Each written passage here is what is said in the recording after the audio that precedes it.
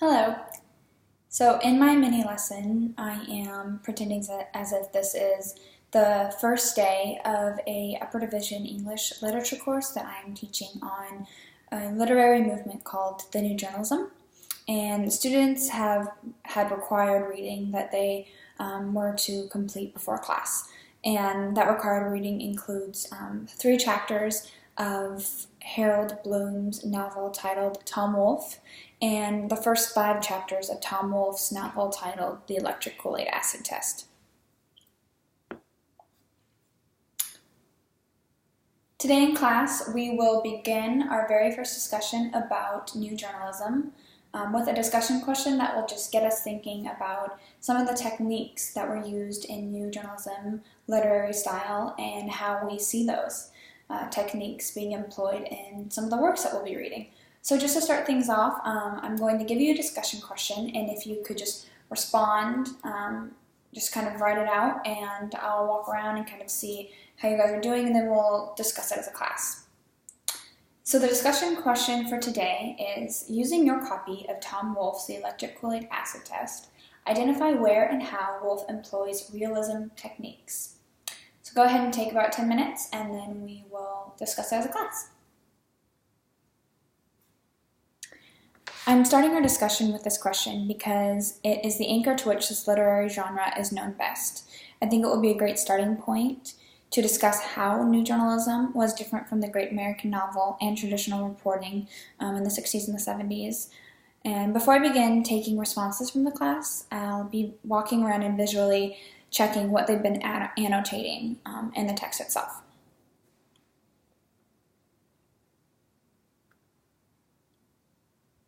So after the 10 minutes, we will go ahead and discuss it as a class, and I will hopefully get most students to share what they've written.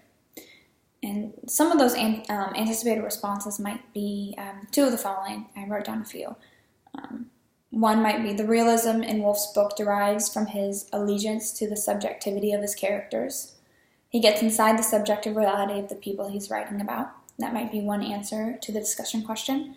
Another answer might be, Wolfe uses realism through his use of third-person point of view. So following the initial discussion will be a lecture on the new journalism movement, placed in a historical context. This might be the first time a lot of students have heard about the new journalism literary movement, so I want to give them a good basis for where it came from, how it came about, who were kind of the pioneers, and then we'll kind of launch into the actual text. So in my lecture, I plan to answer questions such as how, when, why did it begin, who are the key leaders, how did it affect the rest of the literary community, how was it received, and then at the end I'll begin a discussion on the electric Kool-Aid acid test.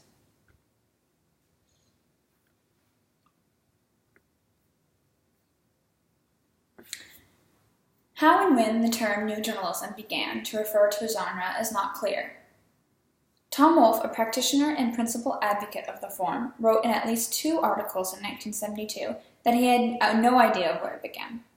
Wolfe wrote that his first acquaintance with a new style of reporting came in a 1962 Esquire article about Joe Louis, written by Gay Talese. Joe Louis at 50 wasn't like a magazine article at all, he said. It was a short story. It began with a scene, which was an intimate confrontation between Louis and his 3rd wife. And Wolfe says Talese was the first to apply fiction techniques to reporting. So here you have one of the first major descriptors of what new journalism was, as defined by Tom Wolfe. It was fiction techniques applied to reporting. There you have new journalism as a style of news reporting and journalism, widely used in the 1960s and 1970s. As a literary genre, new journalism has a certain technical characteristic, many of them which were deemed unconventional at the time for reporters to be using. It is an artistic, creative, literary reporting form with 3 basic traits. First, you have dramatic, literary technique, intensive reporting, and the third is characterized primarily by a subjective perspective. And that in itself is a literary style reminiscent of long-form nonfiction, where truth is emphasized over facts. It is a fully immersive style, a type of intensive reportage in which reporters are immersing themselves into the stories as they are reporting and writing them. So these people weren't writing in this style from their desk at the office or at home. They were with the story, wherever that may be. This contrasted greatly with traditional journalism, where the journalist was typically invisible and facts were reported as objectively as possible. Now, the term New Journalism was codified with its current meaning, as I briefly described, by Tom Wolfe in a 1973 collection of journalism articles that he published under the title The New Journalism. And that included works by himself, other names you may know or recognize: Truman Capote, Hunter S. Thompson, Norman Mailer, and Joan Didion. Now, there are obvious ways, specific ways, that the New Journalism style differs from the great American novel, also emerging in the 20th century. And the first of the new breed of nonfiction writers to receive wide notoriety was Truman Capote, whose 1965 bestseller titled In Cold Blood was a detailed narrative of the murder of a Kansas farm family. Capote culled material from 6,000 pages of notes. The book brought its author instant celebrity, and Capote then announced that he had created a new art form, which he labeled the nonfiction novel. He wrote, "I've always had the theory that reportage is the great, unexplored art form. I've had this theory that a factual piece of work could explore the whole new dimensions in writing that would have a double effect fiction does not have. That every fact of it is being true, every word of it is true, and that in some way would add a double contribution of strength and impact." Capote continued to stress that he was a literary artist, not a journalist, but critics hailed this book as a classic example of new journalism. Now, Tom Wolfe, in an Esquire article from December 1972, hailed the replacement of the novel by new journalism as literature's main event, he said. And he detailed the points of similarity and contrast between the new journalism and the novel. The 4 techniques of realism that he and other new journalists employed, he wrote, have been the sole province of novelists. They are scene-by-scene construction, full record of dialogue, third-person point of view, and the manifold incidental details to round out character. The result, he writes, is a form that is not merely like a novel. It consumes devices that happen to have originated with the novel and mixes them with every other device known to prose. And all the while, quite beyond matters of technique, it enjoys an advantage so obvious, so built in, one almost forgets the power it has. The simple fact that the reader knows all this actually happened. The disclaimers have been erased, the screen is gone, the writer is one step closer to the absolute involvement of the reader that authors like Henry James and James Joyce dreamed of but never achieved. And now that there are ways that it specifically differs from the American novel, there are also ways that it specifically differs from traditional journalistic reporting. And the essential difference between the new nonfiction and conventional reporting is that the basic unit of reporting was no longer data or a piece of information. It was the scene itself. And the scene is what underlies the sophisticated strategies of prose. In contrast to a conventional journalistic striving for objectivity, subjective journalism allows for the writer's opinion, ideas, or involvement to creep into the story. And that takes us into a discussion of how it was received and the criticism that followed. While many praised the new journalist style of writing, Wolfe and others also received severe criticism from contemporary journalists and writers. Essentially, 2 different charges were leveled against new journalism: criticism against it as a distinct genre and criticism against it as a new form. Much of the critical literature concerns itself with a strain of subjectivism, which is what they called activism. So subjectivism to critics meant activism in news reporting, which is usually something you want to avoid. And Lester Markle, who is a literary critic, he polemically criticized new journalism in the Bulletin of the American Society of Newspaper Editors when he rejected the claim to greater in-depth reporting and labeled the writers factual fictionists and deep-sea reporters. He feared they were performing as sociologists and psychoanalysts rather than as journalists. New journalism began to get a reputation for juggling the facts in search for truth, fictionalizing some details to get a larger reality.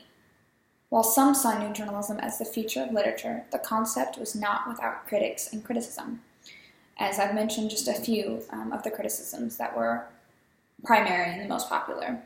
There were also many who challenged the believability of the style, and there were many questions and criticisms about whether accounts were true.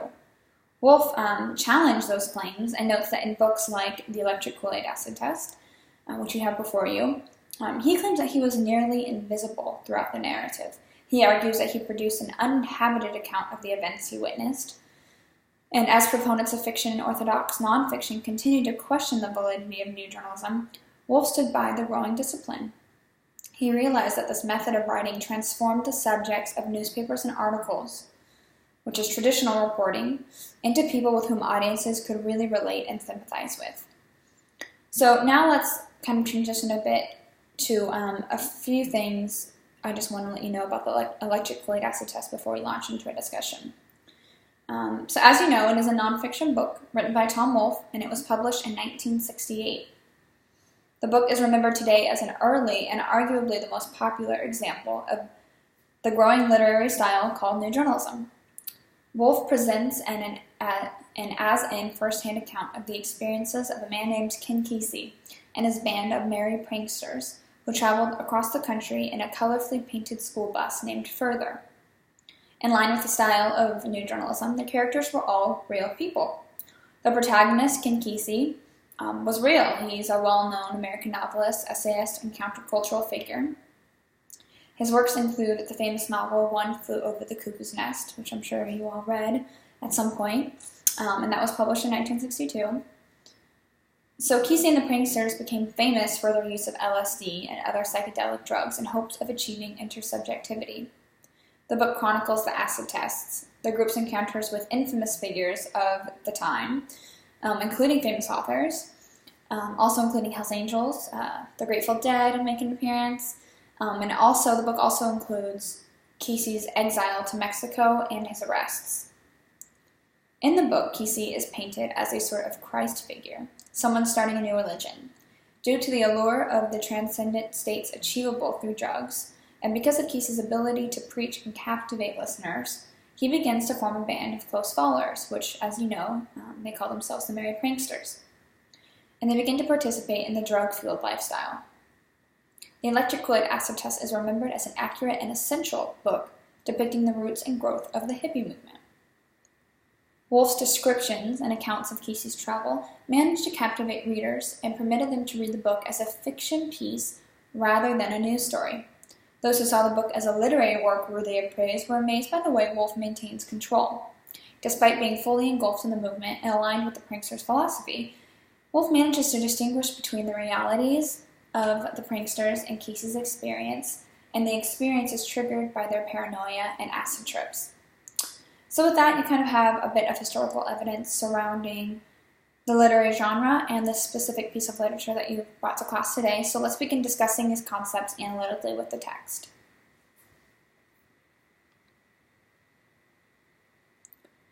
So now that I've finished my lecture, I'm going to pass out a few papers that have a list of 3 questions on it that kind of just looks at the text a little more analytically, since they've come to class having read kind of the meat of the text.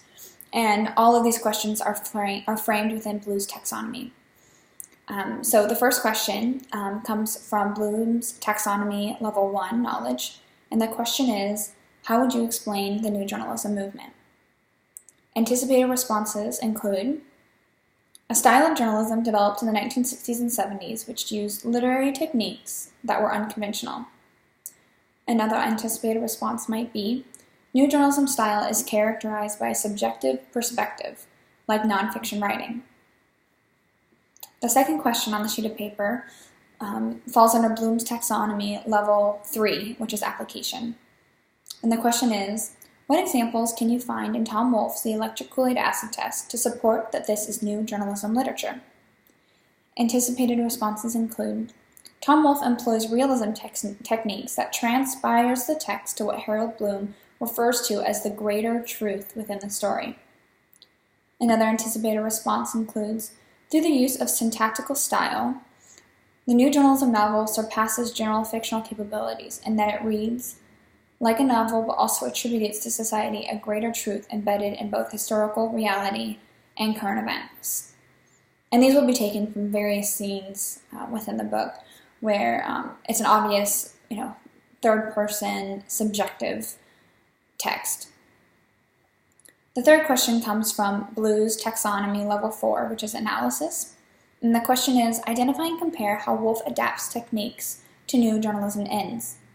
An anticipated response might be, in Woolf's electric Kool-Aid acid test, he claims that his perceptions were solely, quote, recorded from what I saw and heard myself, or were told to me by people who were there themselves, or were recorded on tape or film or in writing. Woolf's characters were all real, which is exemplary of new journalism style. Now, during these breakout sessions, one of the most important things I can do is make observations about where they are at in their process as they discuss amongst each other, and then help them figure out how they can use those initial thoughts to further their own thinking.